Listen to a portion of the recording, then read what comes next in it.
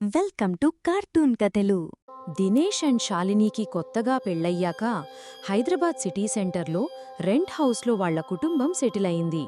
కొన్ని రోజుల తరువాత వాళ్లకి ఒక పాప పుట్టింది. శాలిని చెప్పింది, ఇన్ని ఇయర్స్ రెంట్లో ఉన్నాం, ఇప్పుడు మన హౌస్ కొనుక్కుందాం అని.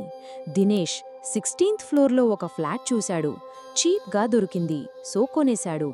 కాని ఆ హౌస్లో అదృష్టం కాకుండా అసలు ఆరంభమైంది. గ్యాస్ ఆటోమేటిక్గా ఆన్ అవ్వడం, వస్తువులు ఒక ప్లేస్ నుంచి ఇంకో ప్లేస్లో షిఫ్ట్ అవ్వడం జరిగింది. ఒకరోజు గ్యాస్ స్మెల్ ఎక్కువగా వచ్చేసింది, కానీ లీక్ లేదు. పక్కింటి వాళ్ళు కూడా చూశారు, ఏం లేదని చెప్పారు. ఆ నైట్ దినేష్ మూవీ చూస్తున్నప్పుడు ఎవరో వాటర్లో నడిచిన సౌండ్ వచ్చింది. డోర్ ఓపెన్ చేస్తే ఒక తాత బట్టలు తడిచినా బాడీ మొత్తం గాయాలతో సాల్వా ఇస్తావా అని అడిగాడు. దినేష్ ఇచ్చాడు. తాత వెళ్ళిపోయాడు.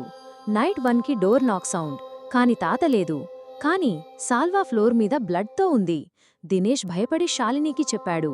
నెక్స్ట్ డే ఎంక్వైర్ చేసినప్పుడు తెలిసింది, ఆ ఫ్లాట్లో ఒక తాత తన కొడుకు కొడలతో ఉండేవాడు. కొడలు తన హస్బెండ్ని తీసుకొని తాతని తనిగా వదిలి వెళ్ళిపోయారు.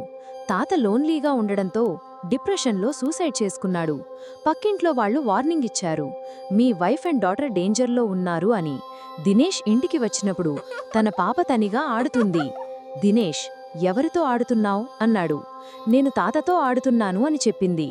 దినేష్కి ఎవరూ కనిపించలేదు. భయంతో వాళ్ల ఫ్యామిలీని తీసుకుని వెళ్ళిపోయాడు. ఇప్పటికీ 12 ఇయర్స్ అయినా ఆ హౌస్ని సెల్ చేయలేకపోయారు. రెంట్కి కూడా ఎవ్వరూ రాలేదు. ఇక్కడ మీరు ఇలాంటి హౌస్లో ఉండగలరా?